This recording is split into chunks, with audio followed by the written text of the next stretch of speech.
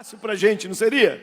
Pô, só Mangueira, praia, só praia branquinha, com mar azulzinho, não seria tudo legal se fosse assim? Não. Seria parecia que seria uma maravilha, seria mais fácil para Deus. Mas só que Deus decidiu fazer tudo diferente. As flores, tudo diferente. Uma vermelha, outra verde, outra mais azul, outra mais vermelha, sei lá, tudo diferente. Deus fez tudo diferente. Assim também Deus fez a gente. Todos diferentes. Olha só, eu sou diferente dela. Meus filhos são diferentes da gente, puxou um pouquinho do outro, puxou um pouquinho para ela, outro para mim. Olha só essa diferença, sabe por quê?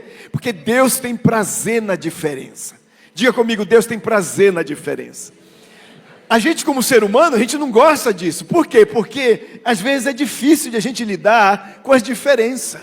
Mas só que Deus, na sua onisciência, Ele precisou fazer dessa forma conosco. Por exemplo, ela saiu de um jardim um dia lá de Minas Gerais. Eu saí de um outro jardim lá do Amazonas. E fomos para os Estados Unidos e ali nos encontramos. O jardim dela, de onde ela veio, é totalmente diferente do jardim que eu vim. É um jardim, o dela é mais avivado, é aquele jardim barulhento, é aquele jardim onde, gente, parece que eles não foram na escola para ter educação para falar. Um tropeça o outro, um passa por cima do outro, é aquele avivamento. Na família deles é o seguinte, quando tem reunião, quando tem aniversário, nós somos 3 agregados na família deles. A gente já sabe, a gente já vai para o nosso cantinho, porque a gente não tem vez. Por quê? Eles falam demais. E eles têm algo interessante, eles têm uma visão raio-x, eu acho, uma visão de águia, que eles ficam de olho aqui na veia do pescoço um do outro, quando baixa um pouquinho, já estão entrando, porque senão você não tem vez. Eu não sei como é a sua família, mas eu precisei de muita graça de Deus, de muita bondade, de muita paciência, de muita sabedoria, para lidar com a família dela. Já, gente, encontrar a família do meu marido é uma família estranha. Eles esperam o outro terminar de falar para falar. Espera até o fim, aí você fica... Entendeu? Ah, posso falar? Pode. Dá aquele nervoso, aquele estresse na gente. Parece, eu sei que essa é a forma correta, mas eu não fui ensinada assim. Então, para mim era muito estranho. Não é em vão que quando eu vou lá no Amazonas, o meu apelido é Bodó na lata. É um peixe que eles jogam dentro da lata e o peixe fica...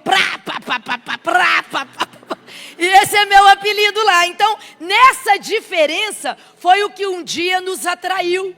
Eu gostei, gente. Quando esse menino chegou ali na igreja, nós nos encontramos num culto de jovens. Mas quando eu vi ele sentado, né, minha mãe ainda não estava lá, mas eu era melhor amiga da filha do pastor, então eu sentava na frente com ela, ali, jovenzinha, e eu vi um menino chegou e sentou no segundo banco. E ali ele ficou.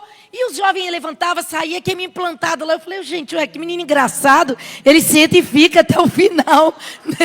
Aí, no outro dia, ele veio a mesma coisa. Sentou. Aí eu falei, gente, eu comecei a gostar dele. Eu quero um desse. Porque aí eu rodo e não vou perder ele de vista. Quando ele voltar, ele vai estar no mesmo lugar.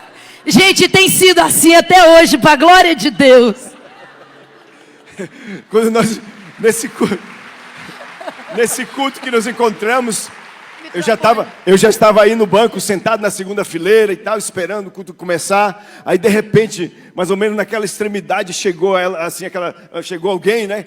Com aquela tonalidade de voz assim: a paz do Senhor, pastor, tudo bem? Como é que o senhor está? Mais um culto na presença de Deus, vai ser bênção, né? Aí eu assim, meu Deus do céu, que coisa é isso? Aí eu olhei para trás assim, procurando. Eu digo, pela tonalidade de voz, deve ser uma mulher pelo menos de 2 metros para cima.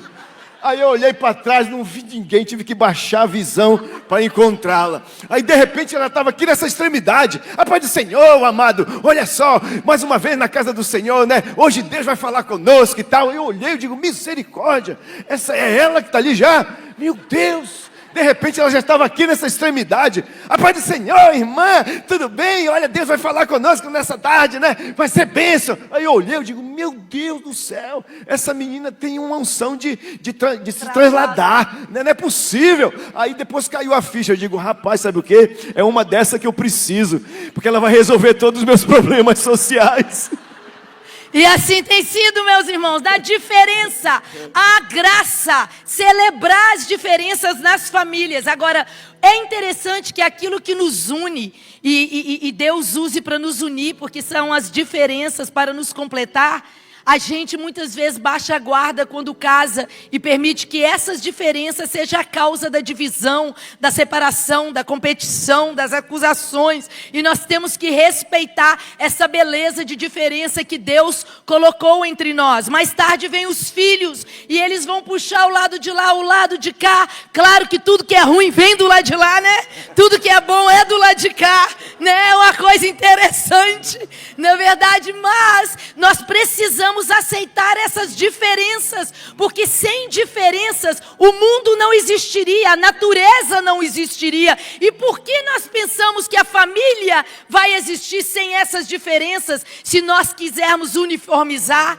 Uma igreja tem que ser diferente, tem as pessoas com graça, dom diferente, e nós precisamos trabalhar dentro da equipe essas diferenças e celebrar. Nós declaramos que sobre a sua casa, toda ameaça, toda briga, toda divisão, por causa da diferença, está quebrada em nome de Jesus. Essas diferenças Deus irá usar para levá-los a viver a promessa. Receba essas diferenças, respeite essas diferenças, celebre essas diferenças para a glória de Deus. Você pode dar um aplauso a Ele por isso?